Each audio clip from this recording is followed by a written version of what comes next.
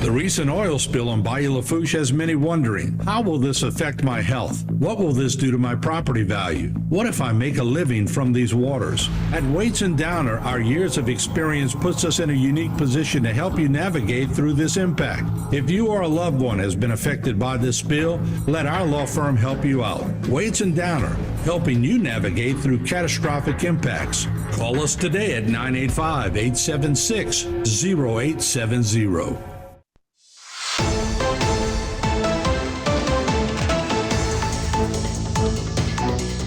Hello again, everyone, and welcome to Bayou Time. I'm Martin Falls, joined by the parish president of Lafourche Parish, Mr. Archie Chaisson.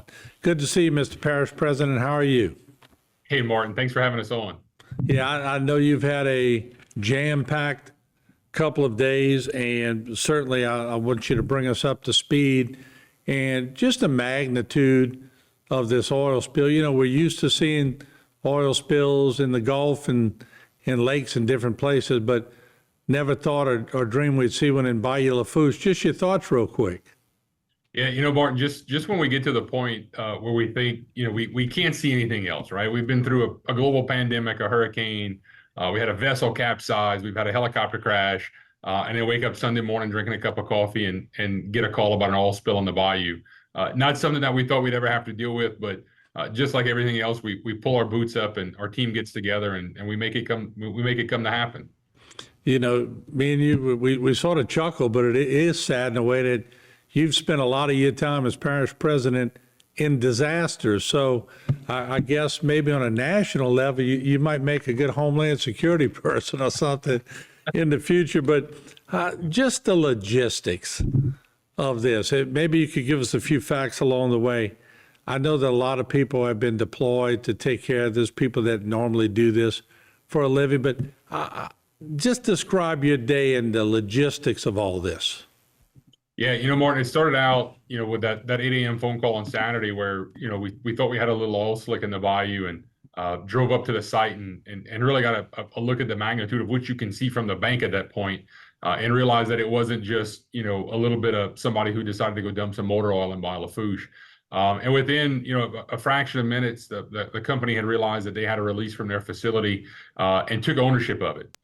Really brought us in from the ground up and said, "Look, this is ours. We know what happened. We know it was an accident, and we're going to make it right." So I've stressed that in everything we've talked about. Crescent Midstream has been an awesome company to partner with on this, and they have been responsible in everything that we've asked for. Throughout this, what was going on in Bayou Lafourche? How do we protect the water intakes?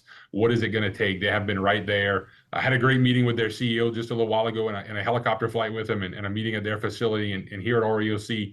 And he is committed to making it right. But, from a logistics perspective, we're talking 117 people on the ground today, 28 vessels on Bayou Lafourche, ranging from, a small John boat to a big Marco skimmer that's actually skimming the oil off the top of the water. So a lot of assets that have been brought there. We have a huge array of stuff around Highway 90 and Highway 1. We still have that right lane closed as you go northbound on Highway 90 to help stage some material. A lot of absorbent pads, a lot of boom coming off of the water. It's picked up a lot of this stuff that's going in these roll-off boxes, as you can see on that picture on the screen. So there's a crane there to lift these boxes up. There's refueling efforts for the boats. There's vacuum trucks that are sucking oil out of the skimmers as they come back to the bank to keep working. So just a huge amount of equipment and a huge logistics leap by ES&H and Forefront, which is Crescent's contractors. And again, Trey Bouvalt and his crew have been a huge partner in this, and everybody on their team, from the guys on the boat to the guys in the EOC with us, have been a huge asset and really taking care of the waterway. Let's go back to Crescent for a little bit, because you're right. I mean, we've been on this newscast for 40 years, and some companies don't admit anything. They hide from it. But you're right. I guess, for lack of a better word, it's sort of refreshing when a company steps up and goes, "It's our fault. We did it. We're going to handle it." Doesn't that make your job easier as the parish president when you are not fighting someone trying to deny something? And Martin, I've talked about this a lot today with their CEO, and this is where the term partnerships come in, right? Being able to walk in that facility at 9 o'clock on Saturday morning and knowing half of the people who are in the room because you either went to high school with them or we've met them before in things like the South Central Industrial Association or the Bayou Industrial Group, or they've been involved in our community in various places and in meetings across as they've looked to expand and transition their company. So we didn't walk into this blind not knowing who we were dealing with to begin with, but knowing that they were really friends at the end of the day makes this deal a whole lot easier, because it's, as we noted this morning in one of the command meetings, we're going to get to the point here very shortly where we've been at this for 72 plus hours now. Emotions are going to start to get raw. People are starting to get tired, especially the guys on the boats, and tempers are going to flare from time to time. But knowing that we are all in this together, and that we all have the same end goal, which is to get Bayou Lafourche back to the way it was at 7 o'clock Saturday morning, is going to be key. And they've made that commitment to us. I know they're not going anywhere. And while their CEO may be from Houston, he made the trip down here because he understands the significance of what's going on, the significance of Bayou Lafourche, not only to our community, but our culture. And he too has made the commitment to us, man to man, eye to eye, that they're going to make it right. Health-wise for people, and I'm sure that's really the biggest concern for people living on Bayou Lafourche or Lafourche Parish for that matter. Can you take us or bring us up to speed on what are you hearing about any airborne pollutants that people may be under, or anything that they may be getting in their drinking water? Take us on the whole gambit there. Yeah, so let's start with the air side. You can smell it when you're down on the banks of the bayou, and we know we have some residents that have docks and patios and stuff there. You're going to smell it, right? Anytime that diesel fluid burns off with the heat and it gets stirred up as they're skimming, it's going to leave an odor. We have done continuous air monitoring from 9 o'clock Saturday morning, and it continues as we speak, 24 hours a day, both on the water and along the banks of Bayou Lafourche. And they look for a range of about 25 parts per million when it comes to those organic compounds, those VOCs that we read on the multi-ray meters and the air monitoring meters that we have. And we haven't seen that. At the point of entry into Bayou Lafourche, right as it was coming out that Saturday morning, we got some pretty high readings. But as you got feet from it, they started to dissipate because the canopy of the trees opened up. There was some good wind. We've had a lot of rain the last few days, which has hampered cleanup, but helped with the sensation of the odor and kept it kind of cooler where it's not burning off so much. But as we've noted, things are going to get worse before they get better. You're going to see the plumes grow as the current shifts it and the boom catches the oil. As we get into this high pressure system over the course of the next week and it gets hotter, a lot of this stuff is going to begin to really burn off. The sheen that's left on the water is going to begin to burn off. So those smells may increase, but the air monitoring will continue. We're not going to stop that until the cleanup and the maintenance efforts are done to make sure that we're keeping the public safe. But no actionable limits have been reached ever since that discharge point from the bayou on Saturday. The water intake continues to be our top priority. We're not going to mess with drinking water. As I've told everybody today, I use it to make my coffee and brush my teeth this morning, so it's safe to drink and shower and consume. We have spent, and the picture you see on the screen is a lot of the booming effort around the water intakes in Bayou Lafourche that go into the plant right there in Lockport. LDH was on scene today doing some additional testing to make sure that the water was safe. Those water intakes, Martin, are 5 to 6 foot below the water line. So it's not like we're sucking water directly off the top. So as that oil and that sheen floats across, we're not drawing from it. So it's a lot easier to suck from the bottom and keep that stuff out of the plant. But Wayne Gautreaux, Jared Alamo, the chemist and the general manager of the water plant, have done a tremendous job in working with us. Anything they've asked for, the company is committed to, so that water continues to be safe to drink as we speak. All right, let's do this. We'll take a short break. We'll come right back. Some more questions for the parish president in Lafourche. We appreciate him being on with us for an extended period of time. We'll be right back. Don't go away.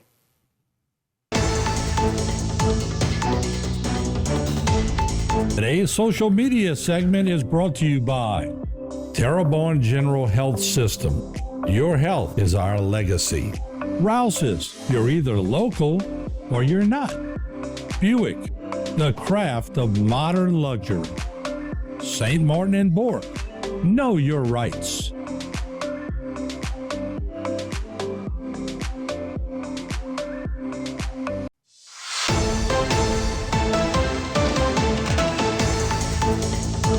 All right, welcome back. Martin Falls here on the Bayou Time News Desk, joined by the parish president of Lafourche, Mr. Archie Chaisson. We're talking about the spill. We just had one segment. We'll jump into another one. I always go back to Dr. Delahay's class, the who, what, where, when, how. Okay, we know who, we know the company. How? Do we know how this all happened? And have you got some clarification on that? Yeah, Mark, we're still digging into that with the company, working with their control center in Houston to look at alarm times and exactly what happened and when and piece that together. We do know that it came out of their containment berm around a couple of their frac tanks, and then it entered our parish drainage stormwater system, which then connects to Bayou Lafourche. So, we know that happened, sometime very, very late Friday night into the wee hours of Saturday morning. And about that time, we had a tremendous amount of rainfall as well, which helped push it through the drainage system and really is what dumped it into Bayou Lafourche. So, they're gonna wrap up their critical incident analysis. Hopefully today, maybe very early tomorrow morning within their internal team, and then present that to the unified command structure here. And I will say, we have a lot of great partners from the Louisiana Oil Spill Coordinator's Office and DEQ, all the way up to EPA Region 6 out of Dallas. They flew somebody in, again, because of the magnitude and the sensitivity of Bayou Lafourche, right? It's our drinking water source. It's a cultural resource for us. There are constantly crab traps and people, running and playing in the bayou. So everybody understands the very big significance of what Bayou Lafourche means to us. And I think that's why you see so many people here. So I think we're going to see that information presented to us tomorrow morning. I think very late this afternoon, we hope to have the numbers of exactly how much oil was actually spilled and entered the system. We're still trying to run some quick calculations on, from their control center and their metering system, what was in the frac tanks that they had it within the berm, and then exactly, what stayed in the berm, what entered the ditch, and then ultimately what entered into Bayou Lafourche. So I'm hopeful that if we get to talk again tomorrow, I can relay those numbers to you, or if I can get this out to you before you hit the download button this afternoon, we'll try to do that for you.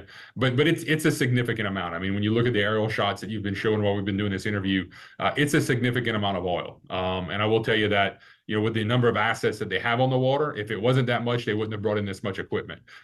So it's going to be a significant amount at the end of the day. But again, not anything that I don't think that ES&H and their contractors can't handle, and not something that I think is so tremendous that it's going to be a complete long-term detriment to the bayou. Yeah, I'm sure Trey Bookvault and his crew have seen quite a bit of this in their day. Let me ask you, and this may seem like a crazy question, but for people watching, I'm sure the thought has crossed their mind. Do we think it's just maybe rainwater is pushing the oil through cracks or whatever? Or let's go a little further, any kind of hint of sabotage in your opinion, or where do we stand with that? No, with the one thing to remember about the Crescent Midstream facility is it's not a true refinery, right? They're a middleman and a midpoint for the pipelines that are coming out of the Gulf of Mexico. They receive the product, boost the pressure, and then it goes off to the refineries along the river, mostly in St. James and that particular area. So I think at the end of the day, what we're going to see is a little bit of a malfunction in their equipment and maybe a little bit of human error, but nothing that was intentional. Nothing that was, as the conspiracy theories have alluded to on social media, nothing that was intentionally done to harm anybody or anything. I really think at the end of the day, this was truly an accident. It's unfortunate. And I think if you look back at, what their spokesman said on Saturday in that press conference was that, no spill is acceptable to them, and no spill is really acceptable to us in the government realm either. And I think that's why they're pushing so hard to make it right. Yeah, and it's a catch-22 for all industries that deal with this natural resource, is that we need it to survive. We want it, but occasionally there's going to be a mishap. So, can't throw the baby out with the bathwater, so to speak. That we need this industry in this area. So you're trying to work with people, and at the same time, yes, we want them to look at everything that went wrong so it doesn't happen again. But it's you can't, I guess, go to extremes either way when you're dealing with this, although you do want to find out the reason why. And, absolutely. I think, and I had this conversation with their CEO today when he was talking about the economic drivers of Lafourche and, how important the port is to us, and how important the oil and gas industry and the energy industry is to us, and how a vast majority of our population put on their hard hats and their work boots every day and go to work in either the energy industry themselves or one of the service companies that support it. And the same thing here. There's a great number of people who work in that facility that are Lafourche Parish residents that, don't want to see anything impacted into the bayou. So again, why we don't think this was malicious, why we don't think it was intentional, just comes down to a mechanical failure and probably a little bit of human error. And again, this is not, I've seen some social media posts where, people equate this to BP and how horrible this is. And, I don't think it's even fallible to compare the two incidents, right? One was a production issue. This was simply, a transfer station for that product as it came aboard. But again, something that the company as a great partner to us is going to make it right.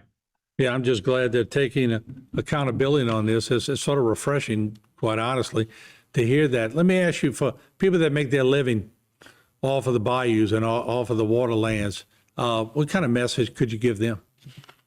It's still safe. We've been very clear from the beginning that, because our community is so accustomed to what happened after the BP spill, right, with the dispersants and Correxic and those sort of things, there are no dispersants being used on this job. All the oil is being manually collected.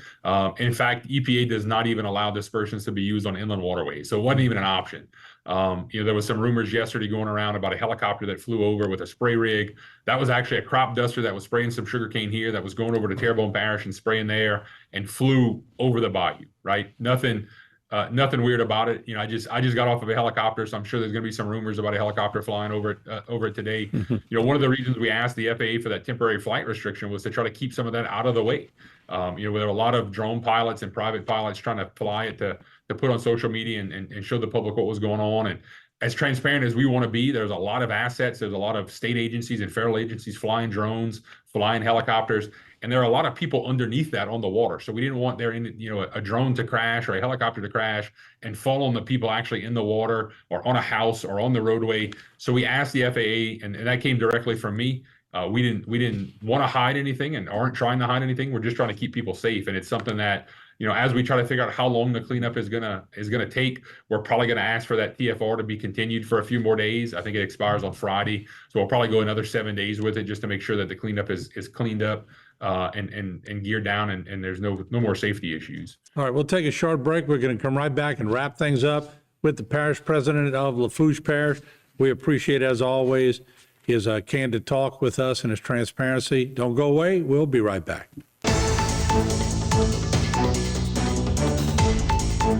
Today's social media segment is brought to you by South Louisiana Bank. It's better when we bank together. Waits and Downer, attorneys at law. Terrebonne Ford, built Ford tough.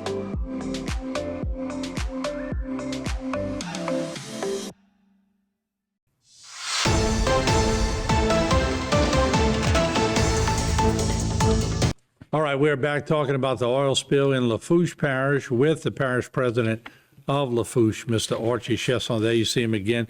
He's been with us for quite a while. And Mr. Parish President, if we could, let's talk about the wildlife that we've seen that has been maybe injured or set back by this. Can you give us a first-hand account of that? Yeah, a majority of what we've seen, Martin, has actually been in the drainage system that connects to the facility. It really hasn't been in Bayou Lafourche. We've come across a few salamanders, ditch eels, as they've commonly been referred to, a couple of crawfish. We found a few alligators in Bayou Lafourche today that have kind of popped up in the oil, still alive.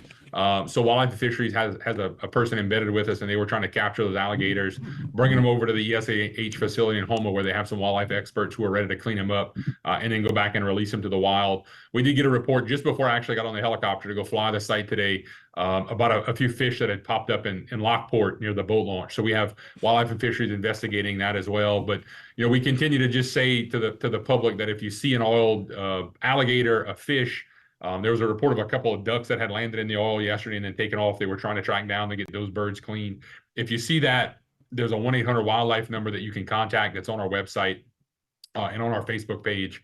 And we'll make sure we get that to you guys, that you can post up on your page as well.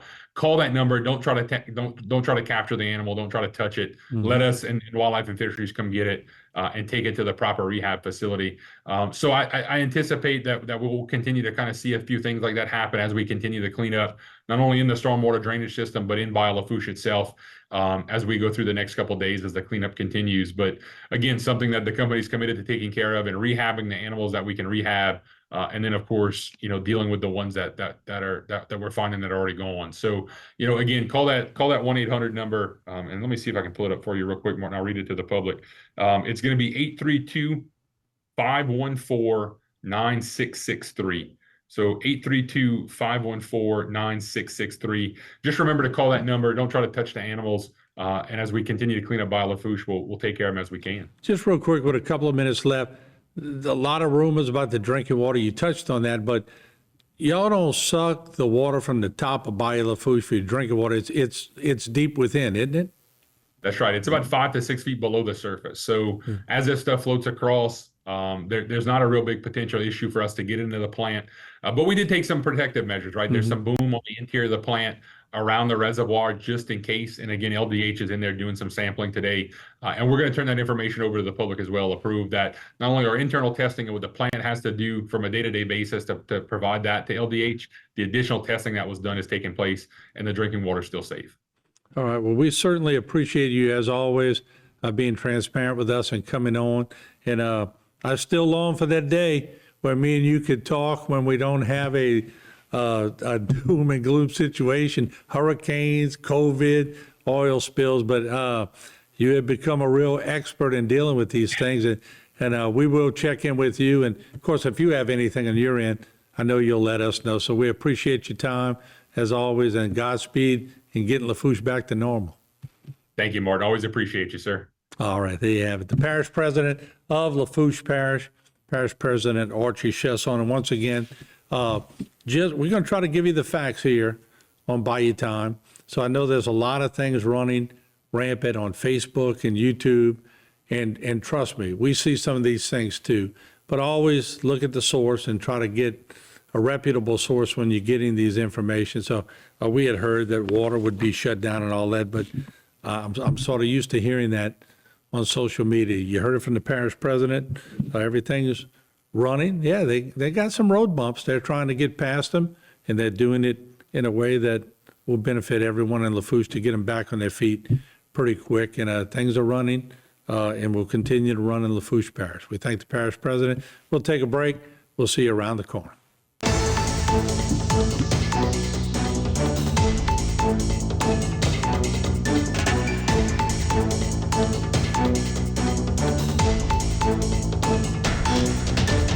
Today's social media segment is brought to you by Alford and Associates for all of your insurance needs. CIS, Cardiovascular Institute of the South, the highest quality cardiovascular care available. Barker Honda, the Barker family tradition of quality.